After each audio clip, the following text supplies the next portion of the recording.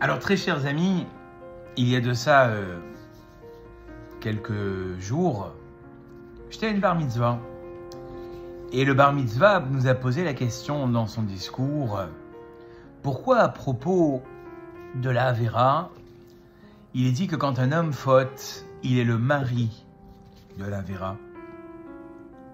Et quand un jeune homme devient bar mitzvah, on l'appelle, ou une jeune fille, bar mitzvah, bat mitzvah, fils de la mitzvah, fille de la mitzvah.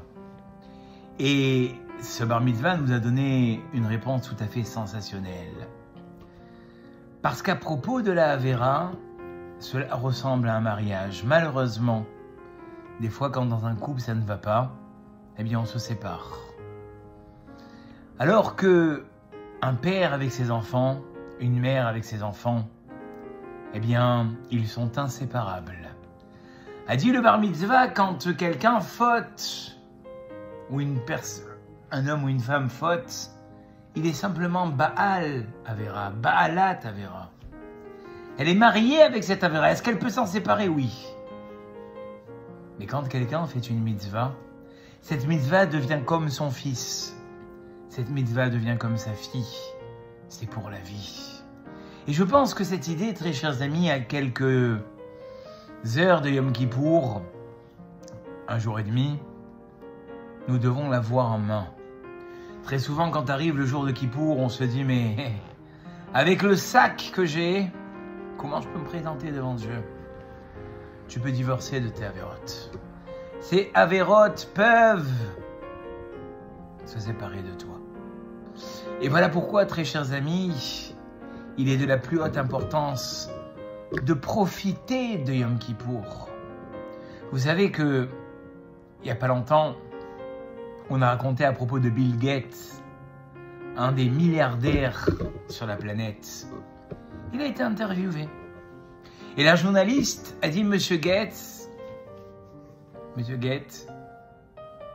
quel est votre secret? Quel est le secret de votre fortune? Alors Bill Gates, il a sorti son carnet de chèques et il a dit, pour vous répondre, madame, voici mon carnet de chèques. Faites-vous le chèque avec le chiffre que vous voulez. Et la présentatrice, journaliste, elle est très très gênée. Elle dit, non mais monsieur Gates, je ne peux pas. J'ose pas. Je peux pas. Faites ce que vous voulez. Je peux pas, monsieur Gates. Je n'ose pas écrire sur le chèque. Alors Bill Gates a repris le chéquier. Il a dit, madame, là est le secret de ma réussite. J'ai toujours su profiter des opportunités. J'ai toujours su saisir les occasions. Vous n'avez pas saisi l'occasion. Et donc, c'est ça le secret de ma vie. Saisir les occasions quand elles se présentent à moi. Alors elle a dit, mais est-ce que je peux maintenant en faire un chèque? Vous pouvez me faire un chèque? C'est trop tard, madame.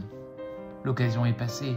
Très chers amis, nous allons profiter d'un moment intense qui est Yom Kippour. Ne laissez pas s'échapper cette occasion. Prenez le train tant qu'il est encore en route.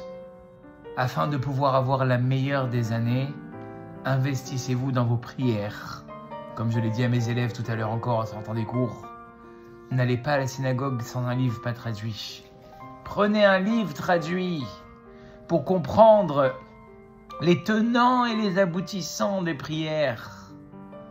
Et pour que finalement, vous ayez la meilleure des années par la participation aux tfilotes et par tout ce que vous donnerez en ce jour-là.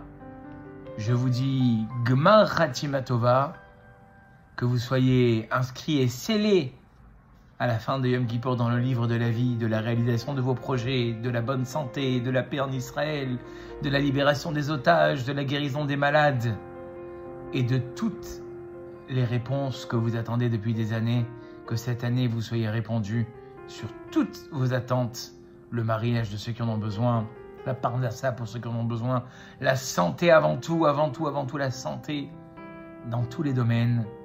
Je vous dis à très très bientôt pour un nouveau Selfie Torah.